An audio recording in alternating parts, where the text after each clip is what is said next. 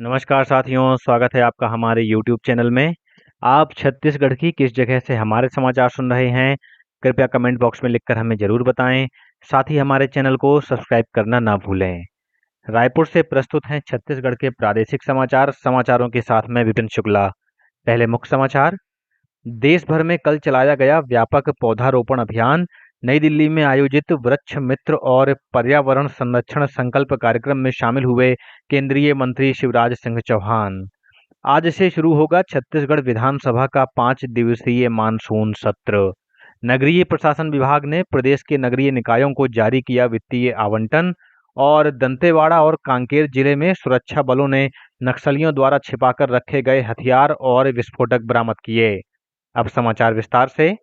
देश भर में कल व्यापक पौधारोपण अभियान चलाया गया। केंद्रीय मंत्री शिवराज सिंह चौहान ने कहा कि सतत भविष्य सुनिश्चित करने तथा पर्यावरण संरक्षण के लिए पौधारोपण बेहद महत्वपूर्ण है। नई दिल्ली में वृक्ष मित्र और पर्यावरण संरक्षण संकल्प कार्यक्रम में श्री चौहान ने कहा कि आज पूरा विश्व जलवायु परिवर्तन और पृथ्वी का तापमान बढ़ने को लेकर चिंतित है। वर्तमान दर से अगर ग्रीन गैसों का उत्सर्जन जारी रहा, वनों की कटाई, प्रदूषण और प्राकृतिक संसाधनों का अतिरिक्त दोहन जारी रहा, तो 2050 तक पृथ्वी को गंभीर पर्यावरणीय, आर्थिक और सामाजिक चुनौतियों का सामना करना पड़ेगा। राज्य में मानसून के दौरान औद्योगिक इकाइयों द्वारा संचालित वृक्षारोपण कार्यक्रमों की समीक्षा के लिए कल रायपुर में पर्यावरण मंत्री ओपी चौधरी ने बैठक ली। इस अवसर पर उन्होंने 31 जुलाई तक वृक्षारोपण के निर्धारित लक्ष्य को पूरा करने के निर्देश दिए। श्री चौधरी ने कहा कि वृक्षारोपण की ऑनलाइन मॉनिटरिंग की जाए तथा पोर्टल पर समयबद्ध प्रविष्टि अनिवार्य की जाए। छत्तीसगढ़ विधानसभा का 5 दिवसीय मानसून सत्र आज सुबह 11 बजे से शुरू होगा। ये सत्र 17 जुलाई तक चलेगा। इस दौरान कुल 5 बैठकें आयोजित की जाएंगी। सत्र के दौरान प्रश्नकाल तथा वित्तीय कार्यों के साथ ही 8 से अधिक संशोधन विधेयकों पर चर्चा और विचार किया जाएगा। इस बीच मानसून सत्र की तैयारियों को लेकर नेता प्रतिपक्ष डॉक्टर चरणदास महंती की अध्यक्षता में कल रायपुर में कांग्रेस विधायक दल की बैठक आयोजित की गई।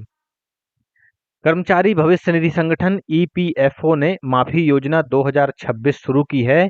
इसके तहत छूट प्राप्त भविष्य निधि ट्रस्ट चलाने वाले प्रतिष्ठानों को अपनी स्थिति नियमित करने का एक मुश्त अवसर दिया गया है। केंद्रीय श्रम और रोजगार मंत्रालय ने बताया कि ये योजना 6 महीने तक लागू रहेगी। इसका लाभ उन प्रतिष्ठानों को मिलेगा जो आयकर अधिनियम 1961 के तहत मान्यता प्राप्त भविष्य निधि ट्रस्ट का संचालन कर रहे हैं। ऐसे ट्रस्ट में कर्मचारी भविष्य निधि का प्रबंधन सीधे ईपीएफओ के बजाय संबंधित प्रतिष्ठान अपने निजी ट्रस्ट के माध्यम से करता है। नगरीय प्रशासन विभाग ने प्रदेश के नगरीय निकायों, नगर निगम, नगर पालिका परिषद और नगर पंचायतों को वित्तीय आवंटन जारी किया है। इसके तहत वित्तीय वर्ष 2026-27 के लिए महापौर अध्यक्ष निधि के साथ ही पार्षद निधि की पहली किस्त के रूप में 50% राशि हस्तांतरित करने का आदेश जारी किया गया है। दोनों मदों को मिलाकर कुल 104 करोड़ 54 लाख 25 हजार रुपए की राशि बैंकों के माध्यम से सीधे निकायों के खातों में भेजी जा रही है। प्रदेश में मोर गांव मोर पानी अभियान के जरिए जल संरक्षण को जन आंदोलन बनाया जा रहा है। विकसित भारत जी रामजी योजना के तहत सभी जिलों में रोजगार, जल संरक्षण और हरित विकास के कार्य तेजी से किए जा रहे हैं। इसी कड़ी में मनेन्द्रगढ़, चिरमिरी, भरतपुर की ग्राम पंचायत बड़दर में जन सम्मेलन, एक पेड़ मां के नाम, वृक्षारोपण और जन भागीदारी कार्यक्रम का आयोजन किया गया। कार्यक्रम में लोक स्वास्थ्य मंत्री श्याम बिहारी जायसवाल ने पौधारोपण किया और कंटूर ट्रेंच की खुदाई कर जल संरक्षण का संदेश दिया। गौरतलब है कि ग्राम पंचायत बड़दर में 52 एकड़ क्षेत्र में समेकित जल संरक्षण और हरित विकास मॉडल विकसित किया जा रहा है। यहाँ जल संरक्षण के साथ ही करीब 2000 पौधे लगाए जा रहे हैं। मोर गांव मोर पानी अभियान के तहत किए गए कार्यों से इस क्षेत्र में लगभग 200 लाख लीटर भूजल रिचार्ज क्षमता विकसित हुई है। दंतेवाड़ा जिले में सुरक्षा बलों ने नक्सलियों द्वारा छिपाकर रखे गए हथियार और विस्फोटक बरामद किए हैं। ये कार्रवाई हाल ही में आत्मसमर्पण कर मुख्य धारा में लौटे माओवादियों की निशानदेही पर बारसूर थाना क्षेत्र के तोड़मा जंगल में की गई। सर्च अभियान में लगभग 16 लाख रुपए मूल्य के 116 ग्राम सोने के बिस्किट, 2 लाख रुपए नगद, इंसास राइफल, मैगजीन, कारतूस, बंदूकें, tiffin bomb, pipe bomb, hand grenade, वर्दी और अन्य सामग्री बरामद की गई। वहीं कांकेर नारायणपुर सीमा क्षेत्र के ग्राम आलपरस और गुमचुर के बीच जंगल पहाड़ी क्षेत्र में भी सुरक्षा बलों ने नक्सलियों द्वारा छिपा कर रखा गया डंप बरामद किया है। पुलिस के मुताबिक कोयली बेड़ा थाना क्षेत्र में डीआरजी, बीएसएफ और बीडीएस की संयुक्त टीम द्वारा सघन सर्चिंग अभियान चलाया गया। इस दौरान जमीन के भीतर छिपाकर रखे गए हथियार, इलेक्ट्रॉनिक उपकरण और नक्सली सामग्री बरामद हुई है। इनमें 2 303 राइफल, 32 राउंड कारतूस, एक लैपटॉप, एक टैबलेट, 3 वायरलेस बैटरियां, रेडियो और नक्सली साहित्य शामिल है। मोहला मानपुर जिले में कल कोरकोट्टी मदनवाड़ा नक्सल हमले की 17वीं बरसी पर शहीदों को श्रद्धांजलि दी गई। जिले के पुलिस रक्षित केंद्र मोहला में आयोजित श्रद्धांजलि सभा में कलेक्टर, पुलिस अधीक्षक, आईटीबीपी के अधिकारी, जनप्रतिनिधियों और नागरिकों ने शहीदों को श्रद्धा सुमन अर्पित किए। जिले के विभिन्न थानों और गांवों में भी श्रद्धांजलि सभाएं आयोजित की गईं। इस अवसर पर मोहला और औंधी में रक्तदान शिविर भी लगाए गए। गौरतलब है कि 12 जुलाई 2009 को मदनवाड़ा क्षेत्र में हुए नक्सल हमले में तत्कालीन पुलिस अधीक्षक विनोद कुमार चौबे सहित 29 जवान शहीद हो गए थे। जसपुर में तपकरा थाना क्षेत्र के अंतर्गत उड़ीसा कुनकुरी मार्ग पर लवाकेरा के पास कल एक तेज रफ्तार हाईवा और कार के बीच आमने सामने भिड़ंत हो गई। टक्कर इतनी जबरदस्त थी कि कार बुरी तरह क्षतिग्रस्त हो गई और उसमें सवार 2 लोगों की मौके पर ही मौत हो गई। उधर सरगुजा जिले के मैनपाट में कल 2 मोटरसाइकिल की आमने सामने से हुई टक्कर में 3 युवकों की मौत हो गई।